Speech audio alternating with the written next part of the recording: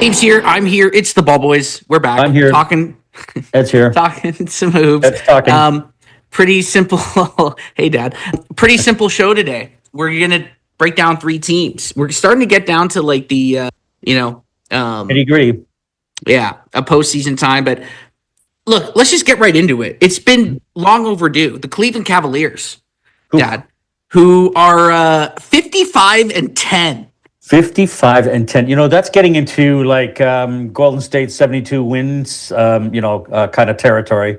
They have an 80, they have an 80, almost an 85 win percentage. That's on pace for like 70 wins, like Yeah. 69-70. They're going to get, because if they're 55-10, right, in the last 20 games, no, not even last 20 games, in the last 17 games, is it out of the question that they go like 15-2? No, it's not, because No, it's not. percentage wise, that's what they've been doing all year. Yeah, they're in just that territory. Like I said, Yeah. they're a scary, freaky good team, Eddie. They are. They're just a machine. Yeah, it's crazy. And how are they doing it? I mean, I know how they're doing it, but I know how they're doing you it. tell me how they're doing it.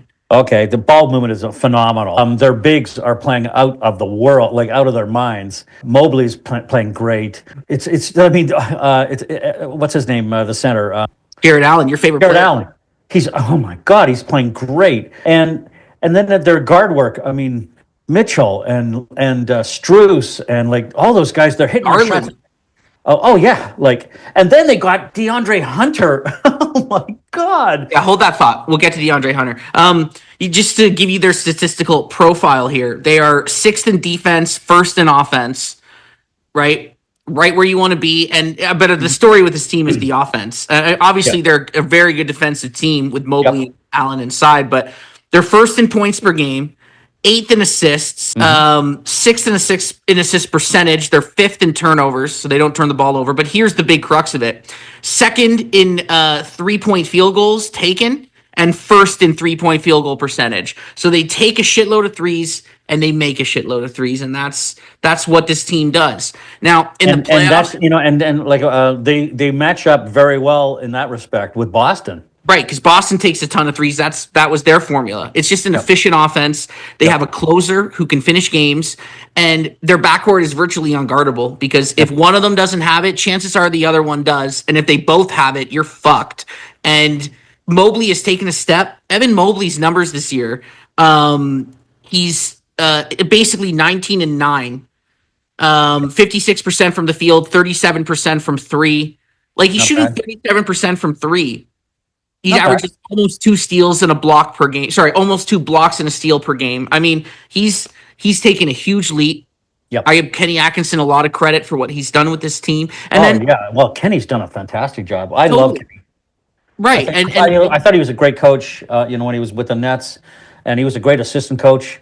With other organizations, and like he's just clicked with this team, man. Like they're buying in. They're buying in. it reminds me a little bit of like when Steve Kerr took over for Mark Jackson, Yeah. where it was just like this team has everything that they need, but it's and then like they brought in needed a new look. They needed a new eyes. Well, they on needed a more the sophisticated play. offensive game plan. They were so pick and roll heavy with Donovan Mitchell last year. Garland wasn't healthy, and they had a terrible coach, JB Bickerstaff, who actually, I got to give him credit because he's done a great job with the Pistons this year. So we might have to retire the JB Bickerstaff jokes for now because the B is not for bum anymore.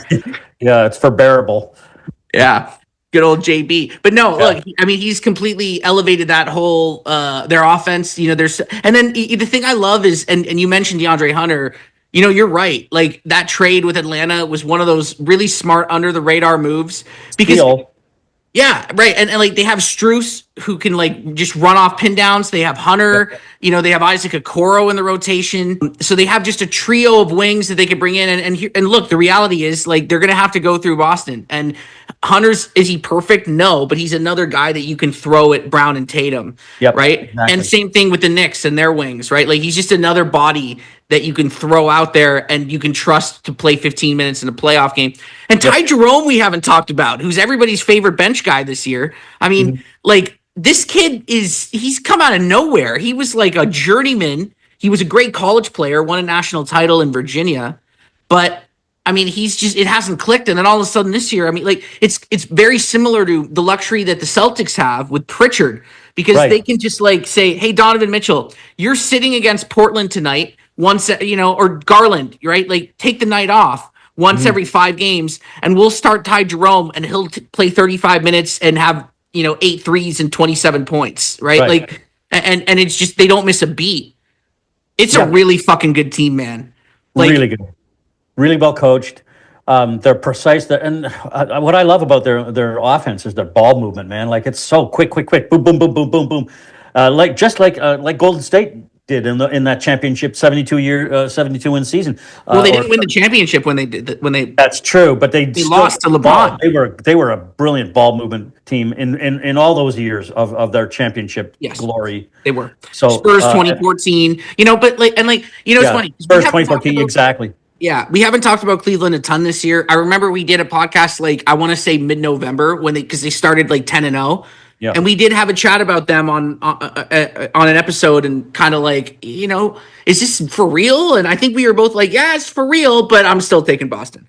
Now, I don't know. I don't know. Yeah, you're right. Well, again, Boston, you have to go through Boston, right? And I think the Cavs can beat the Knicks. There's no doubt about that. I think even though the Knicks are having a great year, they're in a bit of a slump right now. And It's two different classes of team. yeah, the Cavs would win that series, no doubt. Against the Celtics, yeah, you're right. It might be a toss up. I mean, the Celtics though they got those 2 rings, right? And so the Cavs have Zippo. I think that means something. It really does. Cavs will have Game 7 at home. What's that? Cavs will have Game 7 at home. Ooh, well, yeah. They will. What are some championship teams that you can recall that won Game 7 on the road? Well, I'm just talking about in the Eastern Conference Finals. No, I know. Against Boston. I'm just saying, yeah. they would have Game 7 at home in that series. And I don't know, Cleveland beat Golden State in 2016 on the road. Yeah, there you go. So Boston could go into Cleveland and still steal that game. Oh, totally. I'm not saying that means they're going to win the series. I'm just pointing it out that the Cavs the Cavs have home court, which matters, right? If that series goes 7, and look, I'm going to bring up a weird football reference, because I think going into the Super Bowl, right, it was like Philly was clearly the better football team, but everybody just was like, it's Mahomes. Like, I just, I can't bet against Mahomes. Right, they're the I don't want champs. to see a three-peat. Right, they're the champs. They've been here before. Like the Eagles, I just don't trust it. Right, and it's just like sometimes you got to just trust that. You can't really put a whole lot of weight into past performance because it's clear that the Cavs are the best team in the NBA right now. Yep. So. Would I take them in a series against Boston? Maybe OKC has something to say about that, but Maybe, but I mean, the Cavs have a better record. Cavs have the best record in the league. By half a game, maybe. Okay, fair enough, but we're not in December. There's 3 weeks left in the season, Dad. No, I know. Cleveland is the best team in the NBA. You're right. You're something, right. Yeah, that means something. You're right. Now, can they beat Cleveland? I mean, can they beat Boston? Again, I probably based on what you just said, yeah, they're the better team. So I would say they're going to win the East. There's two things. There's two things Now, I worry about. I've been saying all year, Eddie, that Boston's going to come out of the East. Well, everybody has. Yeah, this is my point, and this is why we're having this discussion right now. Because is it at a point now where we have to take Cleveland seriously? I think we do. Here's my worry about. I'm not writing the Celtics off by any means. Right. And what the fuck do we know? We're just 2 idiots on a podcast talking out of our asses. But one idiot. When Banyama. Yeah, but I mean, look, there's 2 things that worry me about Boston. Number 1, Drew Holiday has been banged up all season. Is he going to hold up through 4 rounds? Yeah, he hasn't been himself. Kristaps Porzingis has been banged up all season. Now that's par for the course, but he has been himself. Right. Yeah, he has. He has been himself. But they needed him last year. I know he was hurt in the finals, but they wouldn't have gotten there if it wasn't for KP. And if they're going to beat Cleveland, they need him to be healthy in that series. If he's not, then they're screwed. Yep. But so those are the 2 things that concern me. And they just haven't been as dominant. They just like last year they were kicking teams' asses and just and like Well, look, last year they really wanted it because they were going after their second ring. So that their desire for it was no, they were really going after their first powerful. ring. Oh, first one, yeah. Yes. So Now they're going after their second ring. right, and I think there's some complacency, or in terms of the regular season, anyways. I don't think they give a shit really. I mean, yeah, some games they do, but I don't think their record is. They really care about their record in the regular season. They know they're going to be in the second seed. So if they lose a game here, a game there, as long as they get guys healthy, that's I think their main concern. And I think if Holiday's had a he's not been himself, like we said, He's been and hurt. they have to have him as healthy as he can be because he's their best defensive player. Especially if you're going against Garland and Mitchell in the backcourt. Like if they Right. don't have him and White like playing their best basketball, then they're going to be in Wow. trouble. And well, I agree with you, and this is why we're not writing the Celtics off because they have been there before, and it's really hard to win back to back titles. I mean, you saw it with the Lakers; they went through this, Yeah. right? And like that's why in that second year, Sacramento probably should have beaten them. It's Yeah. a very similar scenario because they're the hunted now, and Cleveland's the more hungry team. Like they Yep. just are. They've been more focused all season, and in that series, like going, and it's a good comparison. The Kings and the Lakers. That was the biggest series of all those Kings players' lives. Yep. That was not the biggest series of that Lakers team's lives. That was just another bump in the road for that Lakers team Yep. because they were the champs, right? Yep. And that's my concern about Boston in that series is that like Cleveland's going to play. Obviously, I'm not and like look Boston. I'm not saying Boston's going to come out and play, the Eastern Conference Finals like it's a Tuesday in Orlando in January. I'm Yeah. just saying that like Cleveland is going to really give a shit about that series, and for Boston, I just don't know if you can manufacture that kind of hunger. This is the great thing about sports and defending champs. It's really hard to win a title because like the Cavs believe that they're the best team in the Eastern. They believe they're the best team in the league, and they are not scared of this Boston team. No. No, the Cavs are legit and they are real, and they're like you said, they're the best team, maybe neck and neck with OKC in the NBA. They have the And best record in the league. Let's talk and about Golden State. and then it's everything. Like as we said, like their bigs, their guards, their ball movement, their defense, bench. their bench, their coach, everything. That's why they're all successful. It's all working. Yeah, Golden State is the second team we're going to talk about today. Now, this is an interesting team. I'm not going to give you their season stats because it basically you throw them all out because ever since the Jimmy trade, they've been a totally different team. They're 12-2 since acquiring Jimmy Butler. They've won 5 games in a row, 9 of their last 10, and suddenly they are the 6th seed in the Western Conference. Woo. And if the season were to end today, they would play the Lakers in the first round, which would be just a delight. Oh, Steph against LeBron, man, that would be great. And Luca and Jimmy and like Oh, yeah. Draymond getting Oh, my involved and the whole God. thing. Oh man, that series would just be a dogfight, and Oh, yeah. I'm here for all of it. Yeah. So the Warriors have had Jimmy Butler for 14 games. As I said, they're 12-2 in that stretch. Now we're recording this on Wednesday night, so whatever happens in tonight's games, we'll see. But in those 14 games, Steph Curry, he's had a 38-point game. First of all, his minutes are down. Mm-hmm. He had a 38-point game, a 40-point game, and a 56-point game Yeah. since they acquired Jimmy Butler.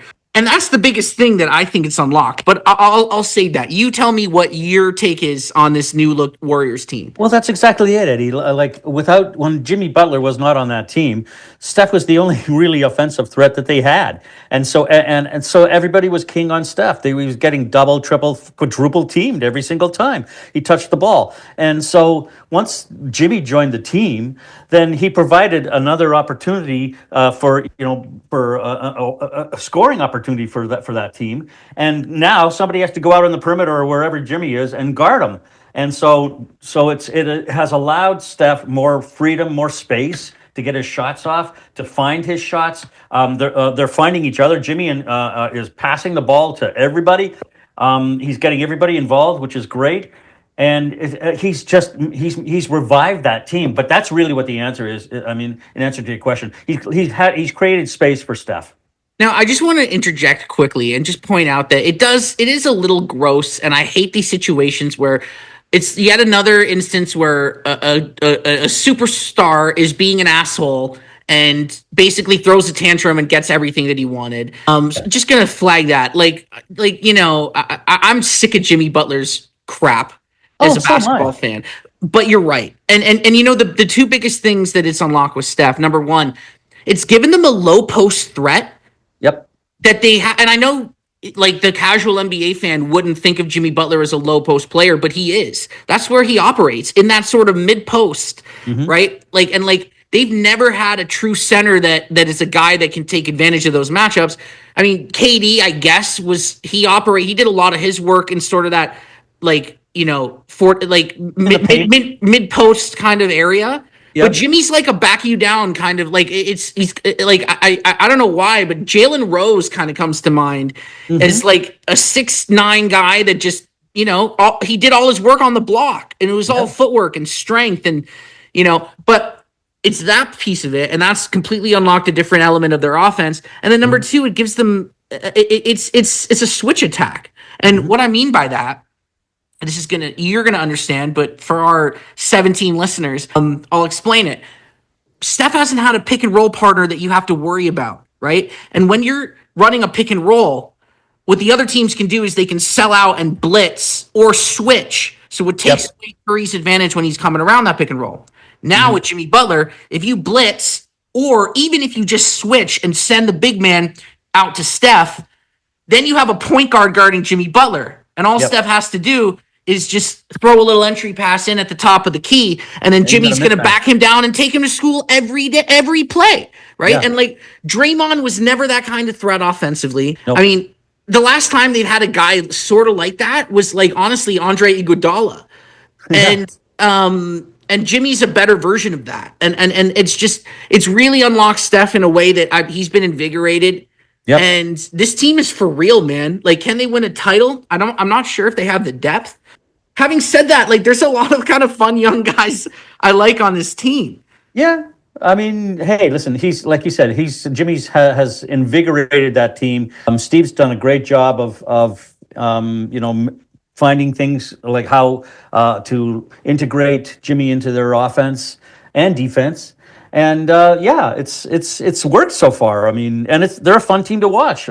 They really are. Like I like watching the Warriors. Moody's been better I've since the always trade. liked. Listen, I've always liked that franchise, Eddie. I liked them when they were in Oakland. I went to see a game live once when they were playing in Oakland, and I love that team. For years and years and years. So.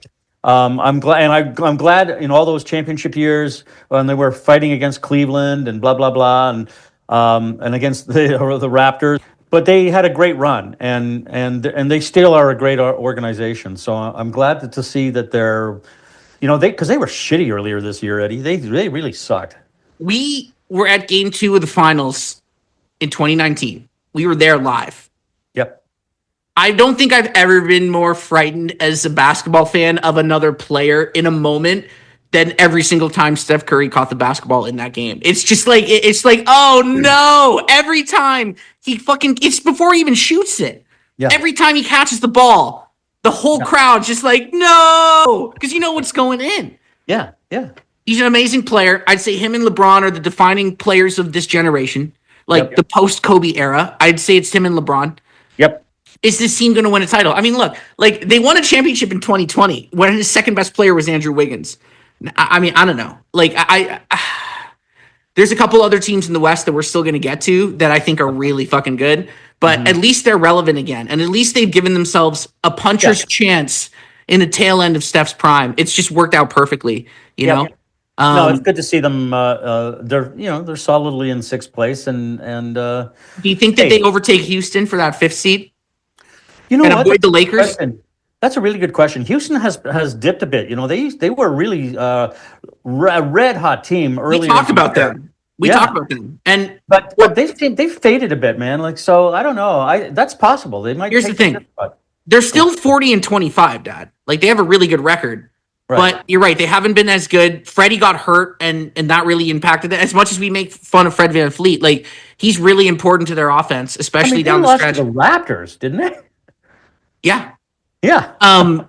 but I think what's changed is the Lakers got Luka and the Warriors got Jimmy Butler, and they Yeah. went from being the third best team in the West to all of a sudden being the fifth best team in the West. Yep. To those two trades, like it is what it is, man. The Lakers have Luka Doncic now, and the Warriors have Jimmy Butler, and it's just completely changed the whole complexion. Which is why the season is so fun because like it's, and I remember having a conversation on Christmas Day that we, because remember the best game of the Christmas slate was LeBron against Steph, and we Yep. talked about that what an issue that was for the league, that the league has put all their eggs in the LeBron Steph basket because Yep. they need to be focused more on uplifting these new stars. Well, guess what? They might be able to have their cake and eat it too because LeBron and Steph might be in the conference finals this year, Yeah.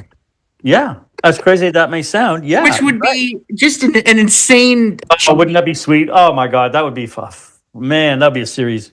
I think Adam Silver would be pretty fired up if that was the Western Conference Finals. Yeah. Just saying. I mean, Oh, yeah. like in That terms would of perfect. that'd be Oh, perfect. man, the numbers would be through the roof. If the Warriors, they're 3 games back of Houston, so if they either overtake Houston for the 5 seed or the Lakers overtake Denver, who they're only a game back of the 2 seed, if they end up on opposite sides of the bracket, like that would just be That'd be sweet. Yeah, you definitely don't want to be in the same bracket at the beginning. But here's a thorn in that side. Denver is playing really good. well, this is what we're going to talk about: Denver and OKC. We're going to finish up with this. So, OKC is a team that we've had a lot of talks about this, just like in texting and chatting.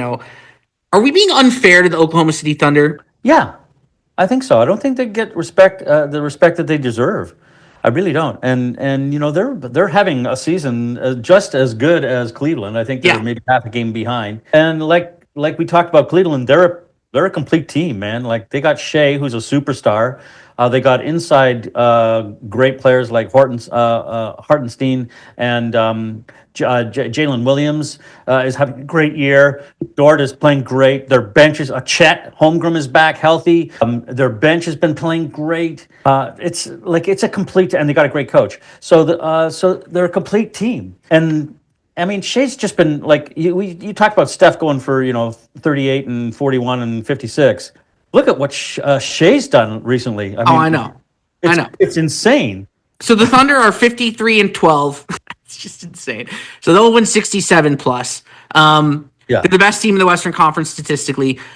Kind of opposite. They're Cleveland inverted, which is interesting because they are. Cleveland was 6th in defense, 1st in offense. OKC is 4th in offense, 1st in defense. And the story with this team, as much as Shea has been incredible, is the defense. And let me give you some numbers here. All right. So they are 1st in steals. Okay. Yep. Where are I don't have blocks, but they're in the top 3 in blocks. Yep. And they're 1st in turnovers, so they don't turn the ball over at all. Their defense is smothering. And Yep.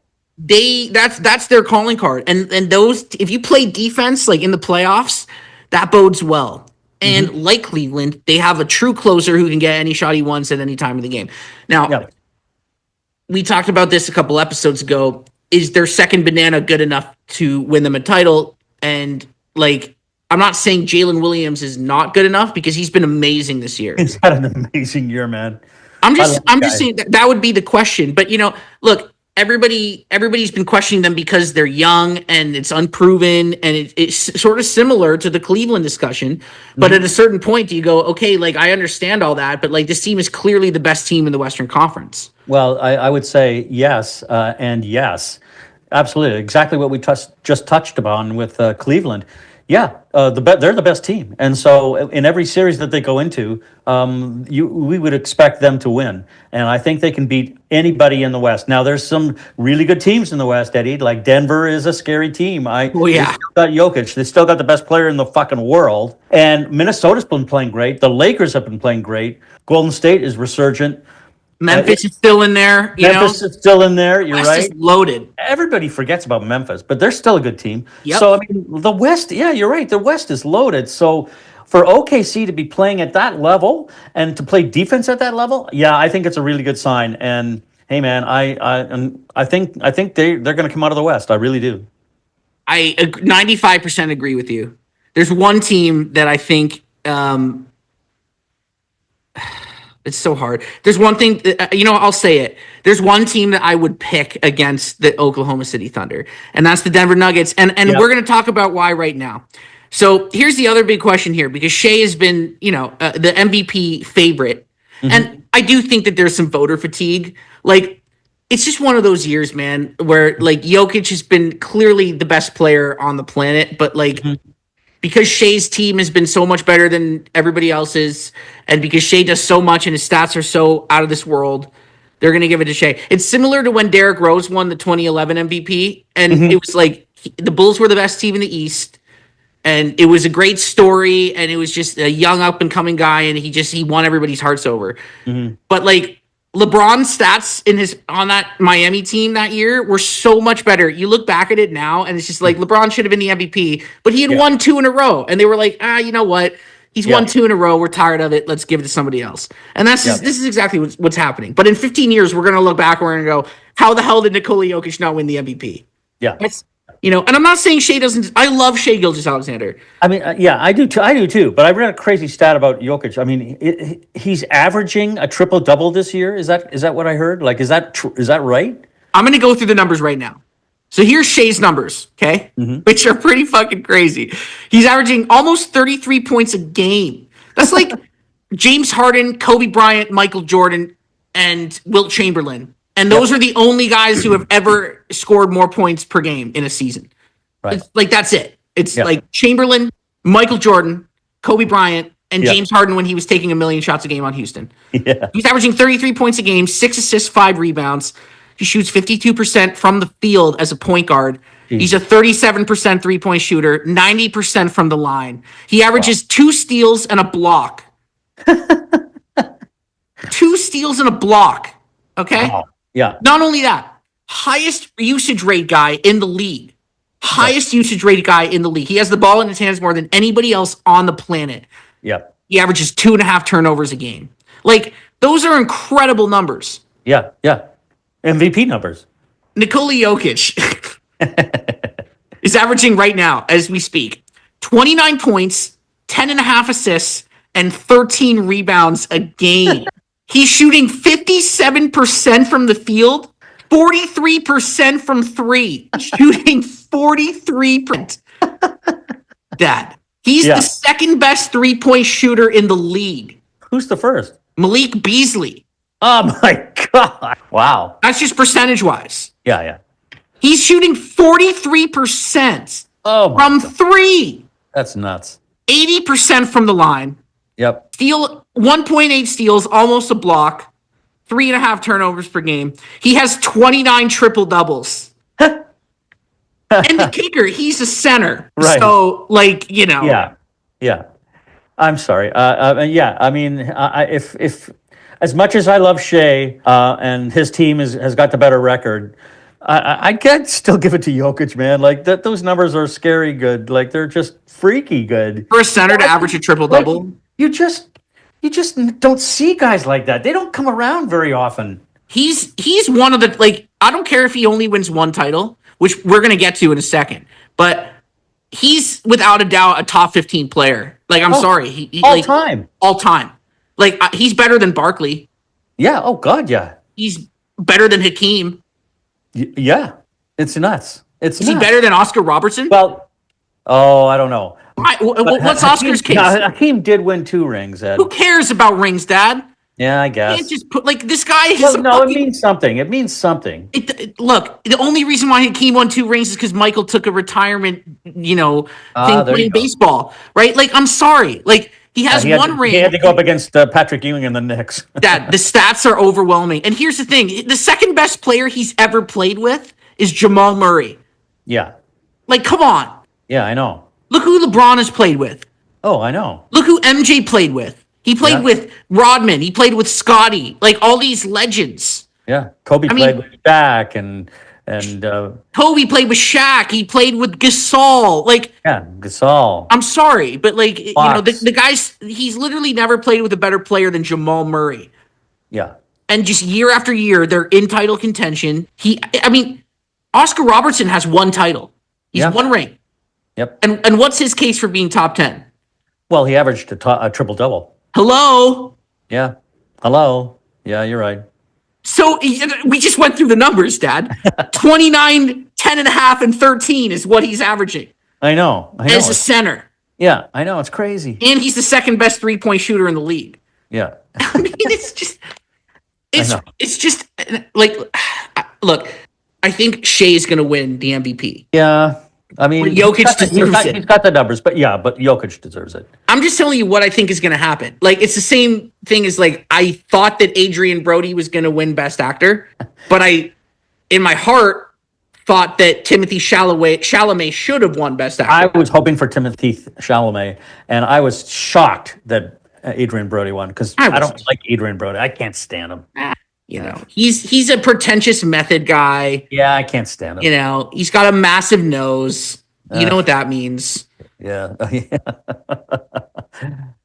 And I heard he's a bit of a prick too on set. He's a total prick. Do you see his Oscar speech? What a pretentious douche. Like, honestly, that's why. I didn't see his Oscar speech. We were taping the Oscars, and our tape ran out because it was the second longest Oscar speech ever. That's what I heard. It was a really long speech. Cut the music off, right? And said, "No, sorry, I'm staying here. I've won one before. You're not kicking me off the stage," and just kept going. Really?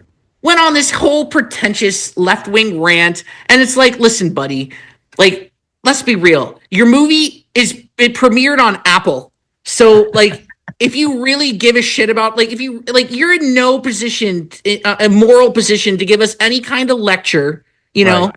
As Ricky Gervais once said at the Golden Globes, thank your agent, thank your God, and fuck right off. Yeah, you know, this is why Republicans hate us. Sorry, rant over.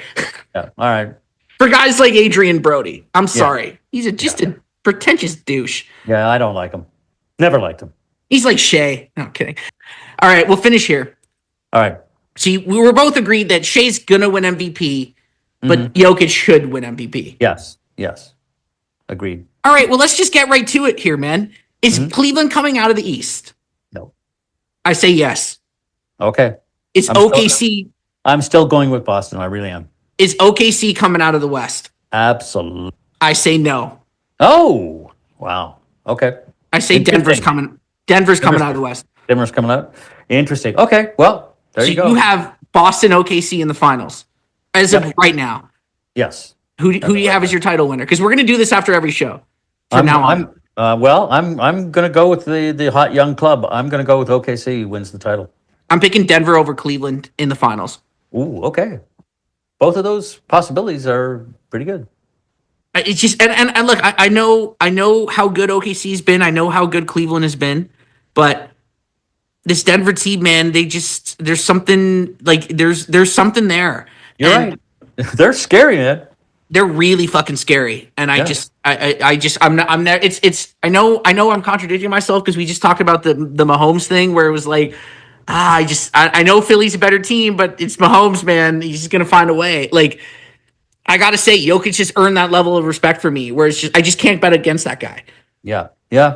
I'm still going with OKC though. I mean, I'm sticking with them. What's the most fun, objectively, before we go? What is the most fun Cooper Flag landing spot? I'll give you all the teams that are, and the Raptors don't count. You can't say the Raptors. No. I'll give you the bottom 5 teams in the league. The Washington Wizards, the Utah Jazz, the Charlotte Hornets, the New Orleans Pelicans, or the Brooklyn Nets, or the Toronto Raptors. I'll throw the Raps in. Okay.